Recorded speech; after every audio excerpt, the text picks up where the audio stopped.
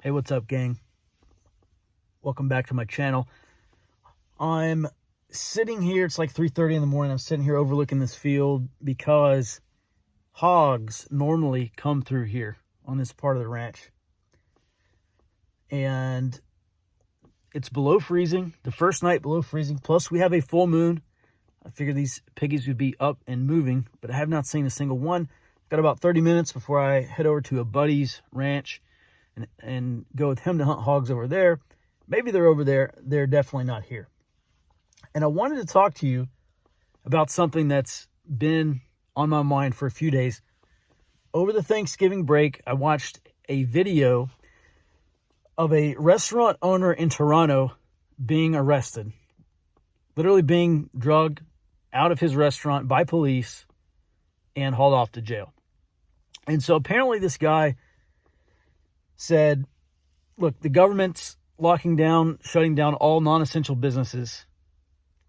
But I am a small business owner and I have employees and they need to work. They need to earn money so they can take care of their families. I've got a family to take care of. I have to go to work.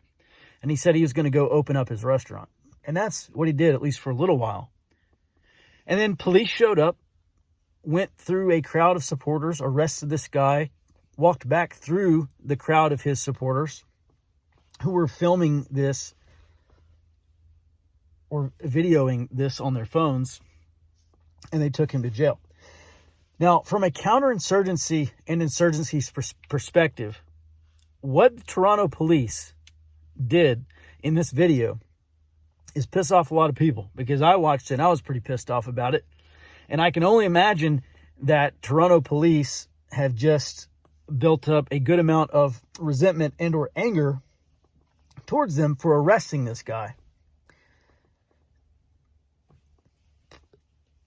Now, I'm not making this is not my policy position, but if the city of Toronto wanted to do this as a proper counterinsurgent, probably arresting that guy, probably not the way to go.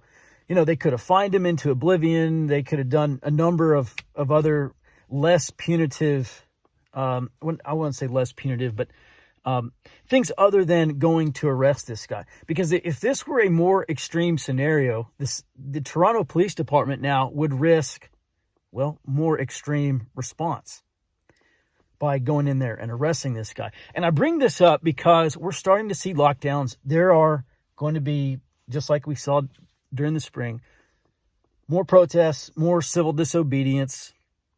This is going to become another thing this winter. And if Joe Biden gets in there and he started to walk back, you know, one of his advisors floated this 4 to 6 week kind of national lockdown. And Joe Biden in the past couple of days, he's kind of tried to walk that back. Who knows what they're going to do once they get in. But if this does happen, more protests, more civil disobedience, more unrest, and you need to be looking out in your own areas. You should judge, it's what we call atmospherics. Try to judge the sentiment of the people of your area. How many oppose the lockdown? To what level do they oppose the lockdown? Because, you know, I talk about intelligence all the time, and I stress the importance and absolute need for intelligence. Local intelligence is mission critical for you if you are into preparedness. And one of the jobs of an intelligence analyst in general is to monitor atmospherics. What I want to challenge you to do is anticipate. Look at what's going on. Look at the events in your area and anticipate whether or not unrest is going to grow. Just as a practical exercise, pay attention. Go talk to people locally if you can.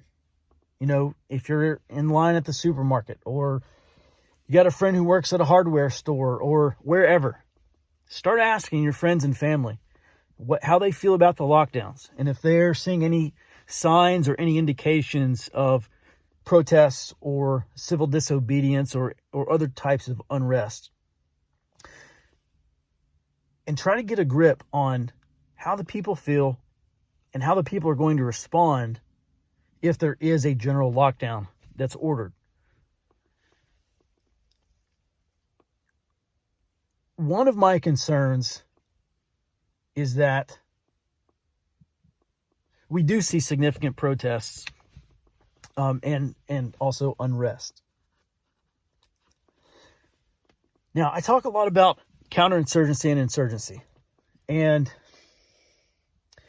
I talk about that stuff not because I necessarily think that there is going to be an armed insurgency where people try to overthrow the government in general, but some of the same concepts of insurgency and counterinsurgency apply to an SHTF scenario. They're going to apply to this country when we have, I think we're, I make my opinions pretty clear.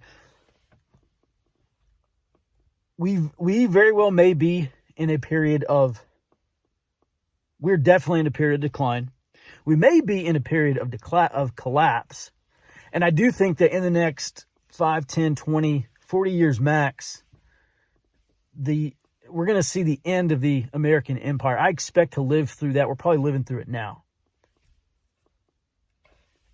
There are going to be parts of this country that turn into gray zones or semi-permissive environments or maybe non-permissive environments. And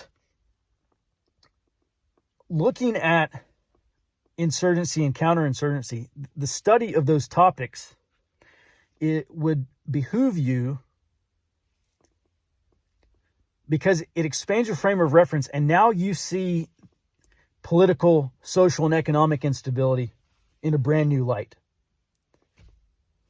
One thing I'm going to start doing is, I posted on my Instagram the other day. It's just, if you want to follow me, it's at Culper_Intel. I've got probably about 1,000 books, and I'm really bad about acquiring books faster than I can read them. But next year, actually starting in December, hey, today's December 1st, I'm going to try to read one book a week. That's a lofty goal. There's no way I'll be able to meet it because some of these books are like 400 or 500 pages long. It's just not going to happen. But really, I'm going to try to read 52 books in the next year. And in addition to reading those books, I'm going to take notes. I'm going to produce chapter by chapter summaries. If you want to support me in that endeavor, because look, I'm going to read these books anyway. I write notes in the margins. I highlight. I mark these books up left and right.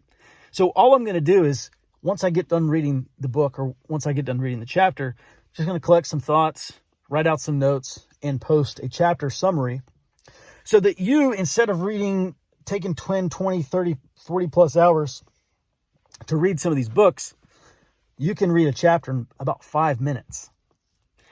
And if that sounds interesting to you, I'm going to post all the books that I have lined up.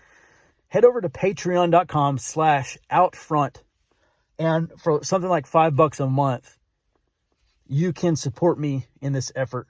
And, if there's a lot of support, then I'll continue to do it. If this is not something that anyone's into, then, really, I'm reading this because it's fun for me, because I like to learn. And also, I really expect to, my wife's going to hate me for spending so much time reading. But later this decade, she's going to thank me for it, because the more I learn, the better I can run this preparedness group, and the better I can try to manage my local sphere of influence. Frankly, that should be a goal for everybody.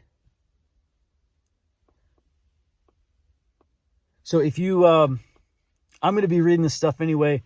If you want to get the benefits of chapter summaries and my notes and thoughts and considerations as I read through this book, patreon.com/outfront. I'll put a link in the description of this video. And I will be back. I'm going to try to do a lot more videos too. I'll be back very soon. Subscribe to this channel if you don't want to miss these videos. All right, out here.